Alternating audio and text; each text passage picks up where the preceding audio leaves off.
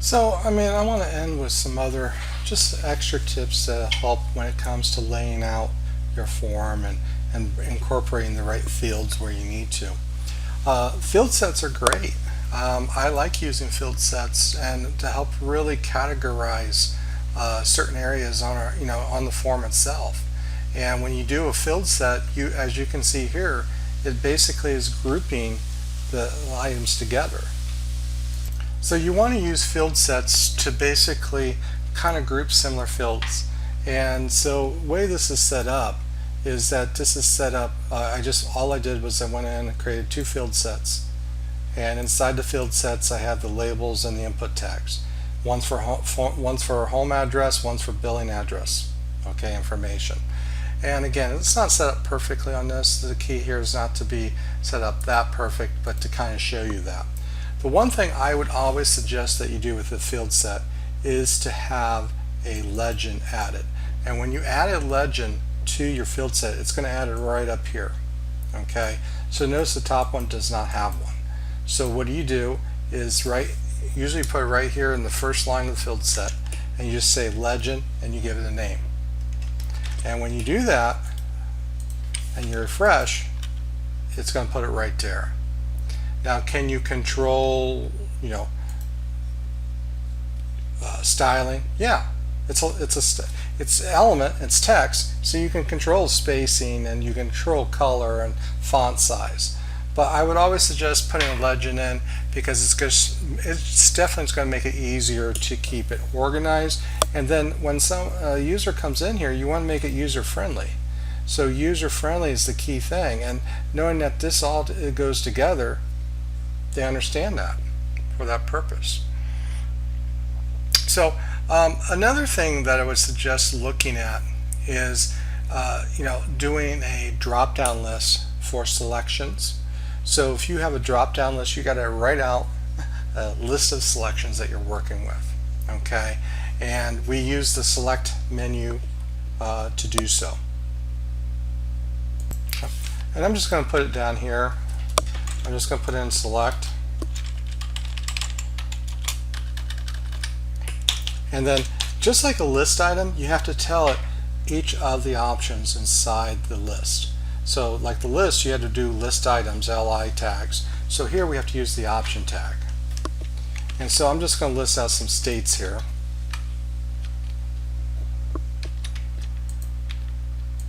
Get that indented. So let's just take a look at this real quick and what it looks like. Here I have a drop-down list. And there it is. Now you can actually make one of the options true, which basically means that will always be in the list first. So there's some things you can control here. Now what I want to do is I want to show you a different aspect that most students and people I work with don't know. I'm going to group my list because I work with those people in the States, and I also work with those in Canada. So what I want to do is I want to use another tag that's going to group the states together, okay? And we're going to use it's basically an element called OPT group, okay? And then you want to give it a label so we know what section it indicates, and this will actually show, the label itself will show on the selection in the drop-down list. So we're going to say USA. Now the closing tag is automatically going to go right here, right after your state. So if you have 50 states, then you're going to put it right there. Now I'm just going to go in and copy this real quick, and I'm just going to paste this down. I'm going to create another group, and this time I'm going to call it Canada. And then each of the options, I'm going to go in and you'd put in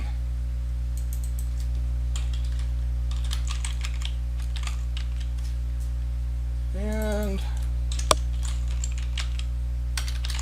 Ontario. Now let's take a look at what it looks like.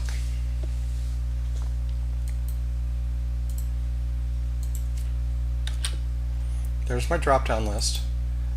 Look at my category. Okay, look at the states, and then here comes Canada. That's a nice little option. Nice little option. And most students of mine will always ask, can I format this? Yeah. So go up and, you would do this in external style sheet, of course, but here I'm just going to say OPT group because it's an element. I'm going to say change the font color and background color. Let's take a look at it. So it has a yellow background with red text. Now again, you can apply styling to the option tag as well. But again, what I'm trying to do here is show you some different aspects of when you learn these basic elements of creating a form. There's some other extra things that will allow you to really, just make it, user friendly, and that's the key. Another nice feature is I like the different types that we have for input tags. We have so many different types, URLs and so forth. And as the browsers get, I wouldn't say smarter, but the browsers and technology goes in and knows how these tags work, then we have more validation set up. Now 5 years ago, some of the browsers didn't know what that means. Now these browsers do. So let me just take, and I'm just going to make a change up here to postal code, and I'm just going to say birth date. And I'm going to change the type here to date. I won't change the name. I'm just going to, what I'm doing here is I just want to change the type. So I'm going to change it from text to type. So notice as soon as I do that, notice that it comes up with a format that's expecting a date. When I click, I now get a calendar. And I can access and click on that calendar if I want. So again, knowing how the types work gets a little more control. Now if you want to format the calendar in that, then you really have to use JavaScript and jQuery, and working with the jQuery UI, the calendar widget, and you can format this to fit your color scheme for your website. But if you want something standard, okay, easy. Especially with jQuery UI, the JavaScript it's a JavaScript library, subset library, you get more controls. So just keep that in the back of your mind.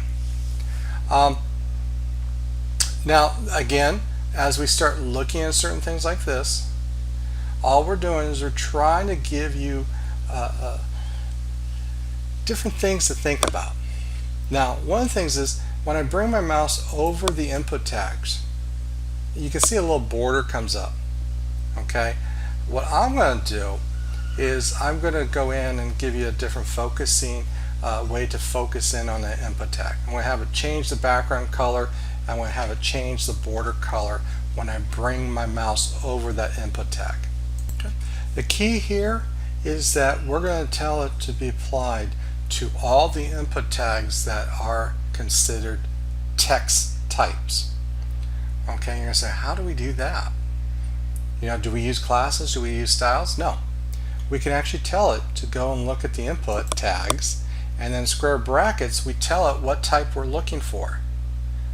A lot of people don't pay attention to that when they're reading about how do they select items on their forms. So what we're doing here is that we were saying, okay, for every type that is text, and then I'm using a pseudo styling where I'm going to say, okay, :hover, kind of like what you do with when your navigational links. You got your visited link, and hover, and then you got active controls. You just put in : hover, and again, think of filters for that purpose. And so let's take a look at this. I'm just changing the border color, and I'm changing the background color.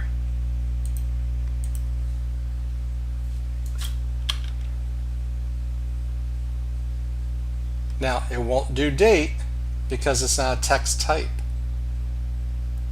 but it'll do all these others. So it's a great way to know for the user that their mouse is over top of this and they can enter in information, right there. So again, just adding something like this really is helpful. Really is helpful for that.